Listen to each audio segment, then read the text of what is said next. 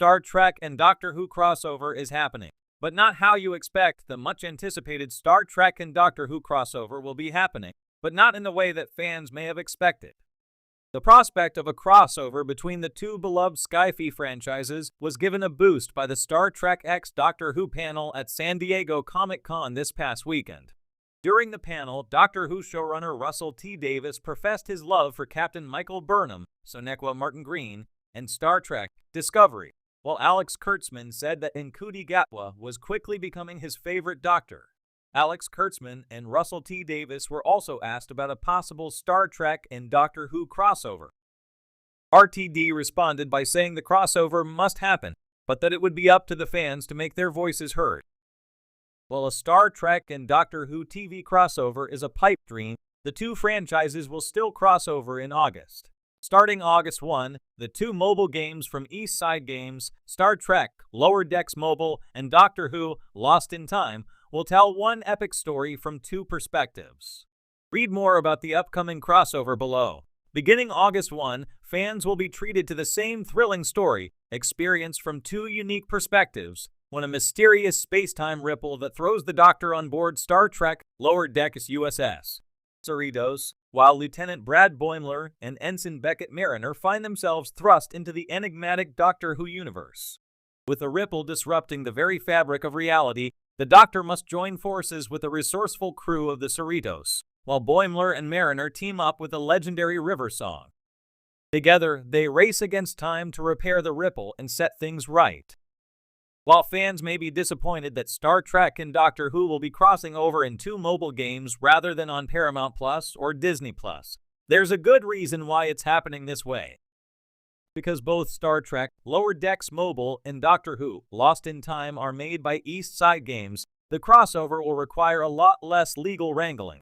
East Side Games already have the rights to the characters and the likenesses of actors like David Tennant and Alex Kingston, making it much easier to achieve a crossover. This is also why IDW were able to publish the comics run that teamed up Matt Smith's Doctor and Star Trek TNG's cast in 2012. As optional pieces of extended media, comic books and mobile games don't have the same level of legal scrutiny as a Star Trek and Doctor Who crossover episode would have. Once the crossover is agreed, writers, artists, and game designers can get on with the jobs of bringing it to life, free from concerns about studio scheduling and actor availability. As two TV shows on either side of the Atlantic, distributed by two different Hollywood studios, there are much larger logistical concerns to consider. Until those logistical hurdles are cleared, Star Trek Lower Decks Mobile and Doctor Who Lost in Time are our best crossover. Both games will provide a tantalizing glimpse of how some of our best-loved Star Trek characters interact with the strange new worlds of the Doctor Who universe when it releases on August 1. Star Trek officially brands a surprising Deep Space Nine hero as a war criminal. Star Trek has branded a surprising Deep Space Nine hero as a war criminal.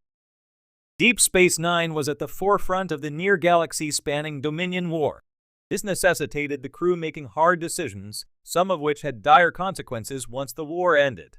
Now, in Star Trek Defiant #17, Chief O'Brien learns that technology he designed to help win the war is now being used for nefarious purposes. Star Trek Defiant #17 is written by Christopher Cantwell and drawn by Angel Unzueta. Chief Miles O'Brien, now an instructor at Starfleet Academy, is informed by one of his students that some view him as a war criminal. O'Brien is aghast at the accusations. The student continues on, invoking the self-replicating minds O'Brien and Rom designed during the war. Chief O'Brien found himself at the forefront of the galaxy's biggest war. After serving as the Enterprise's transporter chief, Miles O'Brien made the leap to Deep Space Nine, where he became the station's engineer. Tasked with bringing the derelict Cardassian station up to Starfleet standards, O'Brien was soon swept up in the excitement surrounding the discovery of the Bajoran wormhole, which elevated both Deep Space Nine and Bajor to major galactic significance. The joy was soon tempered by first contact with the Dominion, a massive galactic empire based in the Gamma Quadrant. At the war's height, O'Brien helped design self-replicating mines which Starfleet used to keep Dominion reinforcements in the Gamma Quadrant.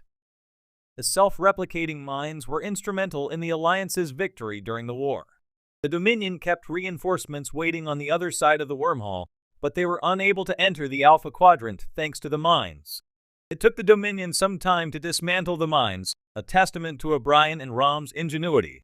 The time the Dominion wasted taking the mines down allowed the Alliance to wear down their defenses. While the Dominion eventually destroys the minefield, the technology proves irresistible to some of the galaxy's shadiest players, such as the Romulans and Section 31.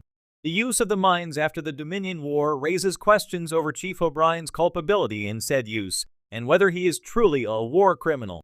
O'Brien is correct in that the mines helped the Alliance secure a victory, and he is horrified to learn the misery they have brought on the galaxy since.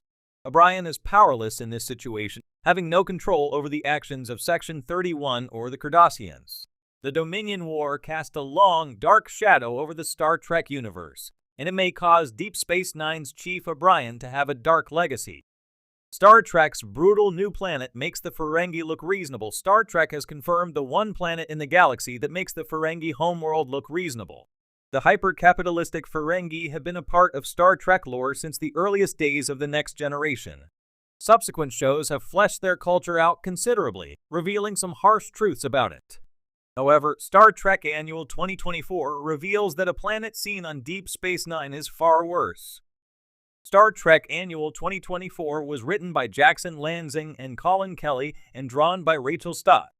Data, hot on the trail of his brother Lore, taps Chief Miles O'Brien to help him. Lore has absconded with the remnants of the Red Path and poses a serious threat to the galaxy. Their search takes them to Farious Prime, a world where O'Brien once went undercover. He tells Data Farious Prime is on a currency economy that makes Frangina look civilized. Farious Prime is a bleak and hostile world.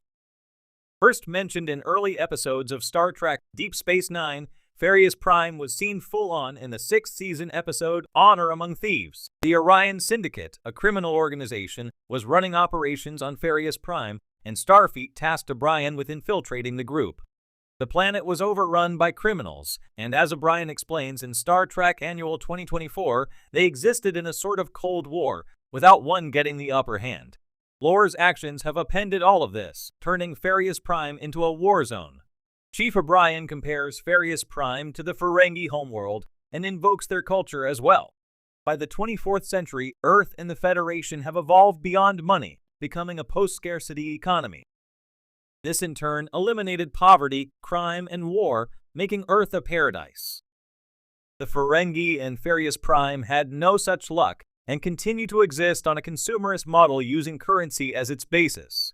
Just as Earth was riddled with social problems before abandoning money, so is Farious Prime. The citizens live in destitution and turn to crime to survive, perpetuating the cycle. Farious Prime has sunk to new depths of despair, yet Chief O'Brien felt that Farious Prime may be worse than the Ferengi. Star Trek Deep Space Nine ends by setting the Ferengi up for a more benevolent path, one away from money and the need for it. Lower Decks confirmed these changes are underway, but will be made slowly. Farious Prime has had nothing of the sort and continues down a dark path, one of poverty, crime, and despair.